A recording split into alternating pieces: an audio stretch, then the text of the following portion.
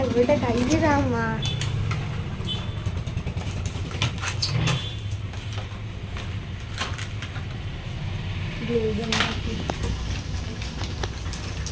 ഇങ്ങനെ വരാം കേട്ടോ. നെക്സ്റ്റ് ഇതാ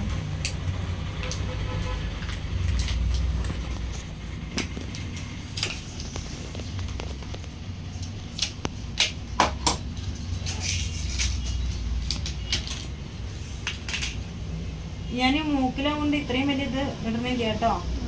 അതിട്ട് കഴിഞ്ഞാൽ ഡിസ്റ്റർബ് ആവുന്നത് വേണ്ട കേട്ടോ. എന്തായാലും 2 ദിവസം കഴിഞ്ഞാൽ ചേഞ്ച് ചെയ്യേ. നമുക്ക് മറ്റേത് ഇടാം. കഴിക്കണ്ട. അയ്യോ വലിക്കരുത് കേട്ടാ. എന്താണ് വലിക്കരുത്, കണ്ണടച്ചോളൂ. എന്താ ചെയ്യാ? പണ്ടൊക്കെ ഒരു ഇതുണ്ടായിരുന്നു, അപ്പൊ കുഴപ്പമുണ്ടായിരുന്നില്ലേ? കണ്ണടച്ചാ കണ്ണടച്ച് ഇതിലേക്ക് നോക്കണ്ട, പേടിക്കണ്ട. ഞാൻ അതിൽ തന്നെ കുത്തുള്ളൂ. അപ്പൊ പിന്നെ അധികം വേദനിക്കില്ല. എനിക്ക് പേടിയോ. അതവിടെ വെക്കാനാണേ. ഏട്ടാ ഒന്ന് പിടിച്ചോളാണ്. വേണ്ട വേണ്ട, അവർക്ക് കോൺഫിഡന്റ് ഉണ്ടെങ്കിൽ മാത്രം ചെയ്താൽ മതി.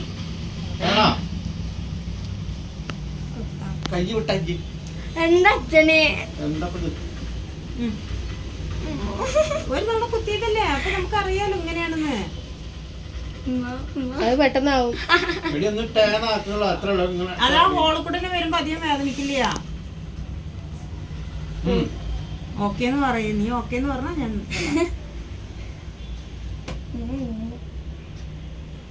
ഓക്കെ. പേടിക്കണ്ട. അതാ സാധനം വെക്കട്ടെ വെക്കട്ടെ വെക്കട്ടെ. പിന്നെ വലിച്ച അവിടെ എവിടെയും ആവും കുത്തുക. അപ്പൊ പിന്നെ പിന്നെ ഞാൻ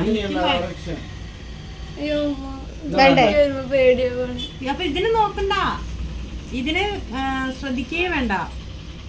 കണ്ണടച്ചോളൂ. ഞാൻ വെക്കണം.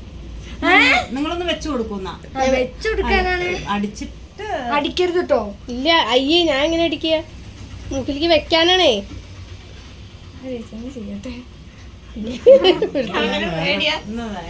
അമ്മേനെ പേടിയത്. അയ്യോ, അത് അതിന്റെ ഉള്ളിക്ക് കേറ്റാതെ എങ്ങനെ ഉള്ളി അടിക്കുക?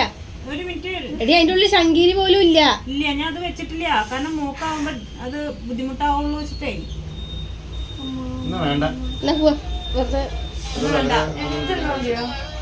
ഇങ്ങനെ ഞാൻ കുഴപ്പമില്ല. എന്തിനാ ടെൻഷൻ അടിക്കണേ?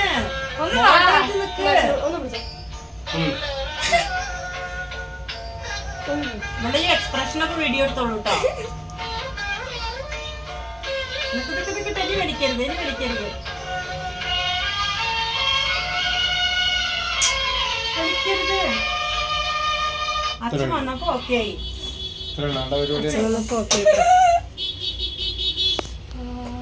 പരിപാടി ഇങ്ങനെ തിരിച്ചു കൊടുത്തിട്ടാ.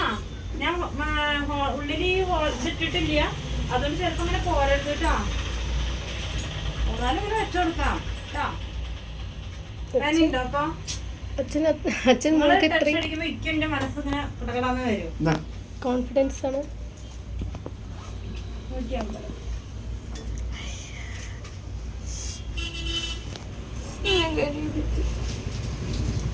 എനിക്ക് ഇത്ര പേടി ഉണ്ടാകുന്നില്ല. 2 അധികം ഓക്കെ.